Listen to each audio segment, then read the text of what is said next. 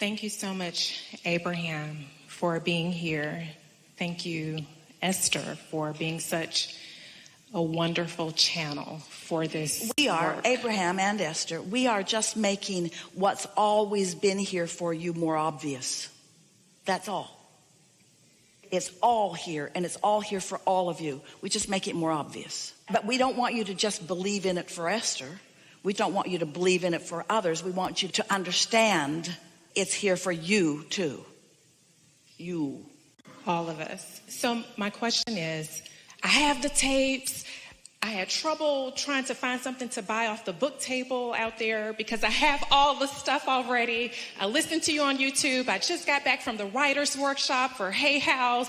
I did the I Can Do It conference with Louise Hay. I mean, I have it. I have all the information. But the manifestation, how do I get it from there to here? How do I get it out of the vortex and into my experience? How do I get unstuck? I just feel that there is a holding pattern and there is a gap between what I know and between what I experience. All right. Did you experience the fervor with which she argued for her limitation? That's why. That's why. Your awareness of where you are is so vivid that you shouted it at us. So the conversation that we've had here today about a soft and gentle focus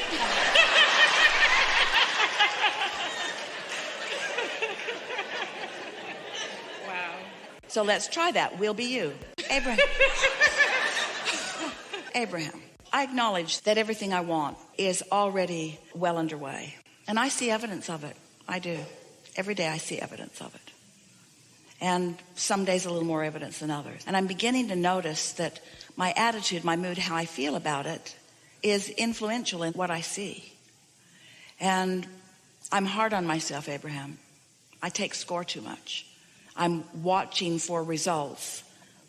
And sometimes I think that the answer is coming in different ways than I want it to. And that's the primary thing that we want you to acknowledge.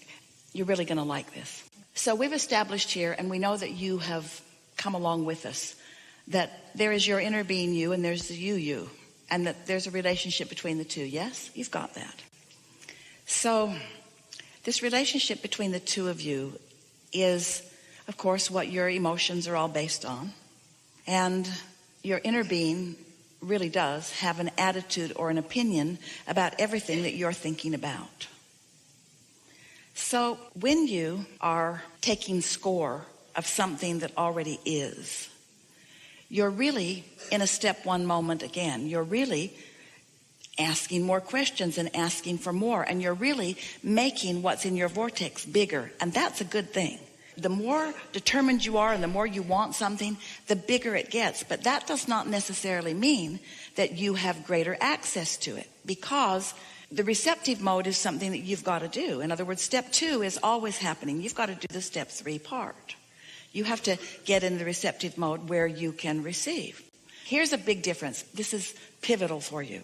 Here's a big difference between what your inner being knows about something and what you know about something.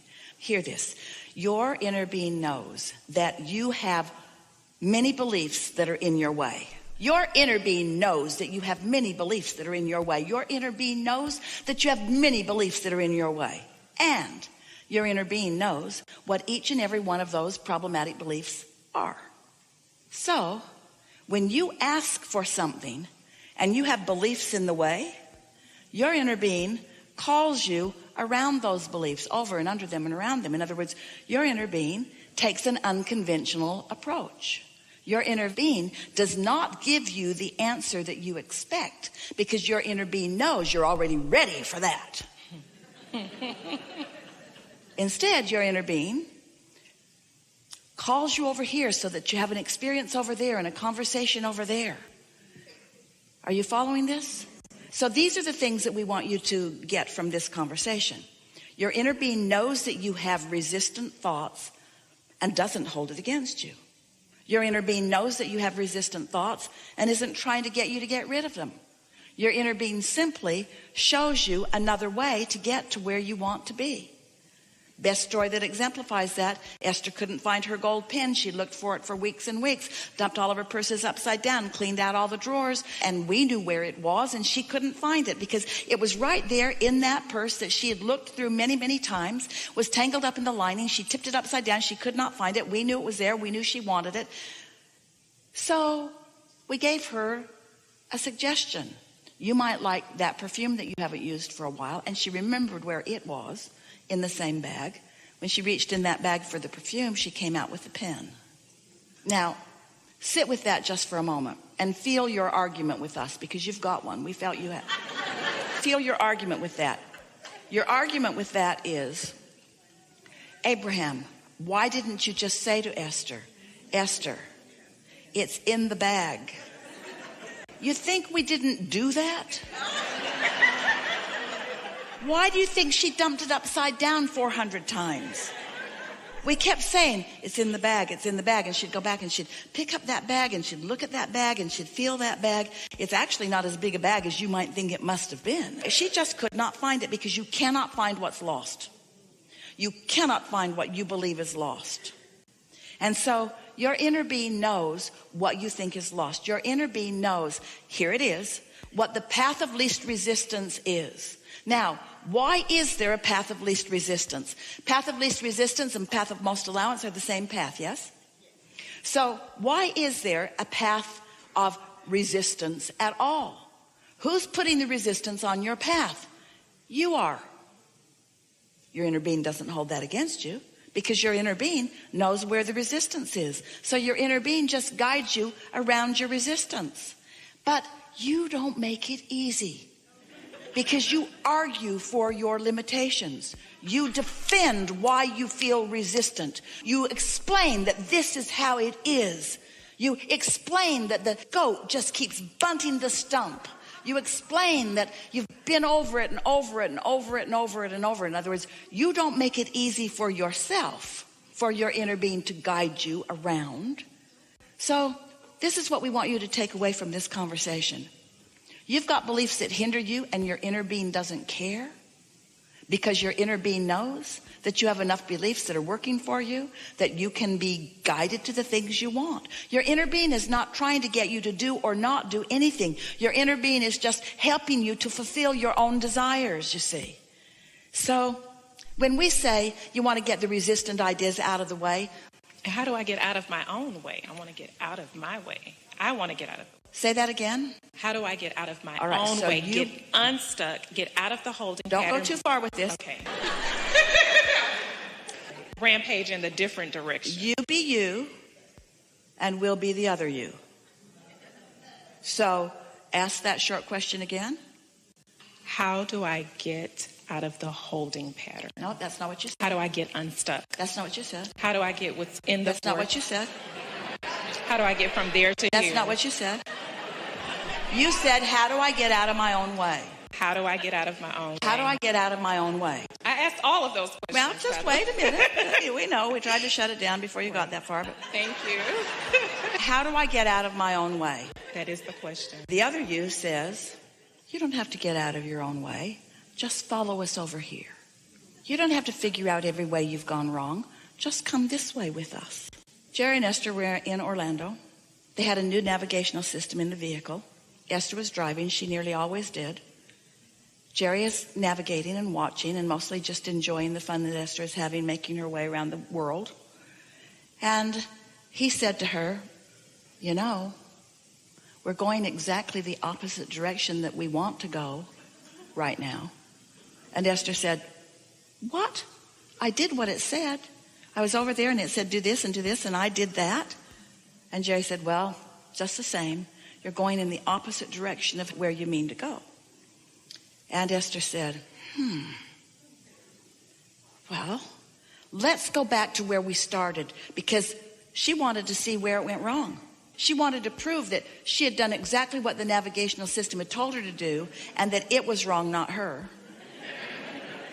Let's go back and see what went wrong, and maybe we should write a letter and let them know. And Jerry said, we could do that, or we could just go from where we are where we want to be. You don't have to go back and explain what went wrong or how it went wrong or what you believed.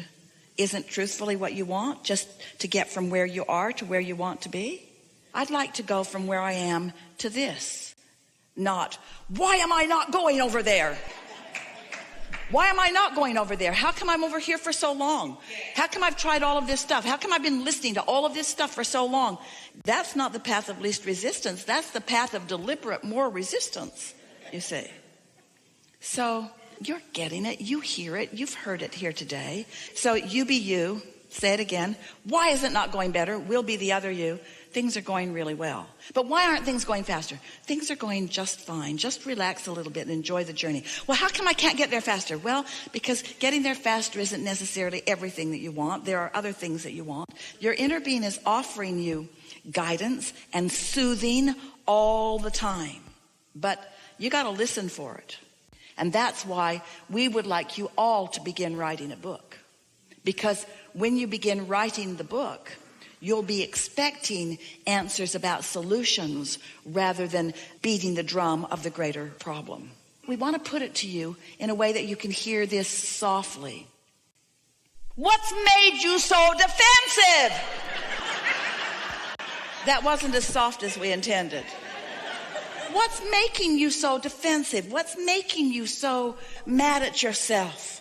Why can't you accept that things are going really well and that things are working out for you and that problems are the beginning of wonderful solutions and that it's all part of the process and that you came in order to explore contrast because you knew that there were two ends of the stick, and in order to really find solutions that are meaningful and motion forward, in other words, you knew that you are an eternal being, and you know that an eternal being must have new experiences, and you know that new experiences are born out of knowing what you don't want. In other words, you signed into this full knowing that you were in the right place at the right time, that you were doing good things.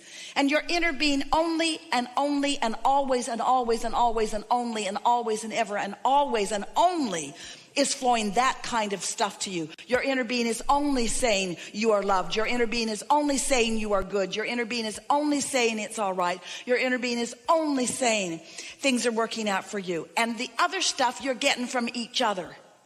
The other stuff you're getting from each other who are also disconnected from that knowing, from that love, from that energy, from that solution, you see. So just chill. Have more fun. Look for more satisfactions. Be less intense. Give it a softer approach. Put yourself in a place where you can hear your inner being more. Have fun with this. Life is supposed to be fun. You didn't say, I'll go save the world. It doesn't need to be saving. And you didn't say, I'll go prove my worthiness, because your worthiness was never in question. You came because you are creators.